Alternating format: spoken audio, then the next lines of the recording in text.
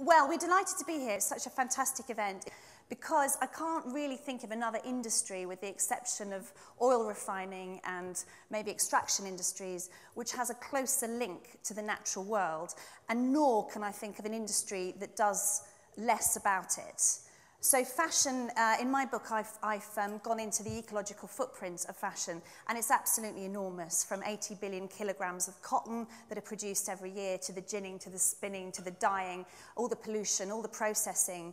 It's extraordinary. Whole habitats have been savaged by micro trends, and that's one of the things that I think is really, really important that we begin to engage with.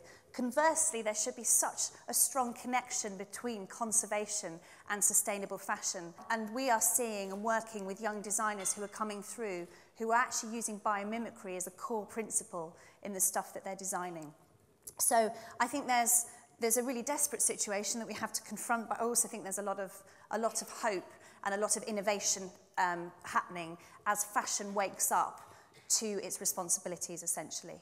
And we're here to make them do that. Yeah. So we basically just wanted to talk to you a little bit about a project that we set up 2 years ago called the Green Carpet Challenge. When I opened an ecological shop 4 years ago, I never thought about fashion as an ecological issue, a problem. Maybe because I'm Italian, I always bought in a certain way, always kept clothes forever, inherited things from my mom. But of course, fashion is a very political issue. Social justice, the implication of social justice and environmental impact are huge.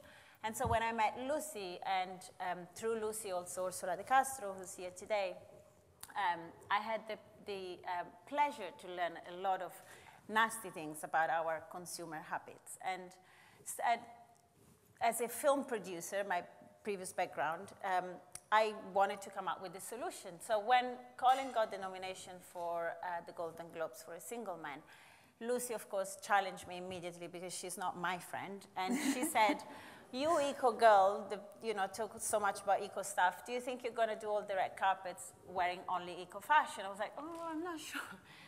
Can we do that? I said, I'm not going to end up on a red carpet wearing a sack of potato. I said, as long as that is clear, we can try. So with Ursula, another friend of ours called Jocelyn Whipple, who is a walking encyclopedia on sustainable fashion and fabrics, and we basically put our thinking hat on and approach every red carpet with a challenge. So how we're going to make it glamorous, how we're going to make it different, and also how we're going to make it aspirational so that women can see that eco-fashion is actually beautiful. And I think we succeeded.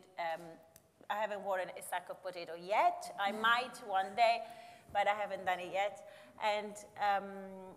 And it's very, very interesting and exciting to approach a dress or an outfit with curiosity, with a story, trying to understand where it comes from, or did it, and thinking about it. It's beautiful, and this is how we should buy everything every day, but thinking about it without being lazy and asking, we have to ask questions about what we do, what we consume, what we eat, and we do it when we eat. Is this healthy? Is this not? I am allergic to wheat, I can't eat wheat, blah, blah, blah.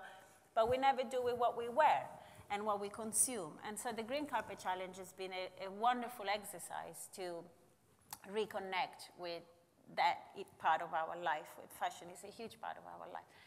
I've tried to pinpoint the problems in the global supply chain for fashion generally, and there are a few quirks that make it very, very difficult to produce on a large scale, to produce fashion that is fair and has an ecological background that we as consumers, as curious and knowledgeable consumers, would want to buy. The problem is the pressure on the fashion industry at the moment, and that goes right through to the consumer, and there is no sort of blowhole, there's nothing to release that pressure.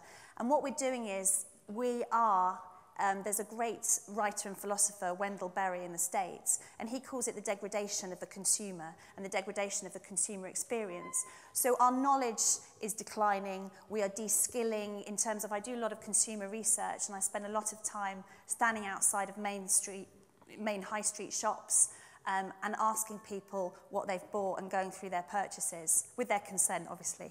And normally. And some of the stuff is quite alarming. People are buying in bulk. They're not going out with a budget either lower or higher, and they have no plan for where the stuff they're buying will be in their wardrobe and how long it will be in there for. So my contention is that is bad value for consumers, even though clothing prices are at the lowest point in history. And the knock-on effect of this is huge amounts of waste. 1.5 million tonnes of clothing goes into UK landfill, and that's almost the same as the amount we import. So there's a whole kind of madness, a whole frenzy going on that I think needs to be deconstructed and looked at really, really carefully. So that's what we're, essentially trying to do. And I think it's almost a consumer proposition as much as a fashion proposition. The Green Carpet Challenge has given us a really brilliant opportunity to get designers who don't normally get a look in front of all that media and, on Vogue all the time and in front of the world's press, because that's what the red carpet does. And it's been fantastic to work with those designers and see how they grasp that opportunity and really, really run with it. So it's been an absolute pleasure. And if you want to see any of it, it's all kind of archived on Vogue. So thank you very much. Thank you. And I hope you get a chance to kind of talk about it, if not today, at some point in the future, because I think this is going to be a really big issue. Yes. Thank you.